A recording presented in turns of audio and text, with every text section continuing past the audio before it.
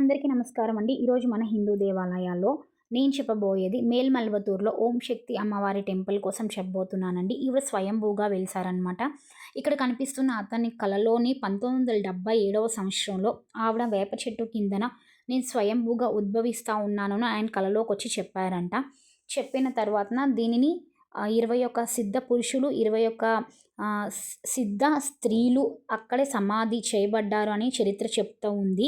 దీని చరిత్ర ఒక్కొక్క దగ్గర ఒక్కొక్క విధంగా ఉందండి. సో, నాకు అనిపిచ్చింది మంచిగా ఉన్నది మాత్రం మీ ముందుకు తీసుకొనొచ్చాననమాట నేను. ఇక్కడ 7 సప్తకన్యలు ఉన్నారండి. దాన్ని పాముగుంట అంటారనమాట. ఆ వీడియో క్లిప్పింగ్ కూడా నేను యాడ్ చేశాను మీకిక్కడ.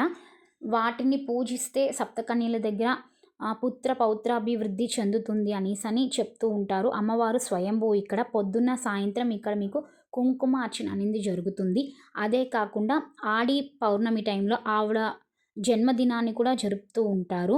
అదే కాకుండా ఇక్కడ మెయిన్‌లీ పూజారులొచ్చి ఆడవాళ్ళేనండి. సంక్రాంతి టైంలో కూడా చాలామంది ఆడవాళ్ళు, మగవాళ్ళు అని భేదం లేకుండా వీళ్ళిక్కడ మాల ధరించుకొని వస్తారనమాట. చానా కష్టపడాల్సొచ్చిందండి. నేను 1 వీక్ నుంచి ట్రై చేస్తా ఉంటే నాకసలు దొరకనే లేదు ఈ హిస్టరీ కోసము. సో, నాకెంత వీలవుతుందో మీ ముందుకి ఆ మాత్రం తీసుకొనొచ్చాను ఈ టెంపుల్ హిస్టరీ కోసం అనమాట. చూద్దాము ఇంకా ఏదైనా మంచిగా దొరికితే మళ్ళీ ఇంకొకసారి ఎక్స్‌ప్లెయిన్ చేయడానికి కూడా ట్రై చేస్తాను. మన వీడియోస్ గాని నచ్చుతున్నట్టయితే please like, share and subscribe అండి. థ్యాంక్ యూ అండి వీడియోస్ చూస్తున్న ప్రతి ఒక్కళ్ళకి కూడాను.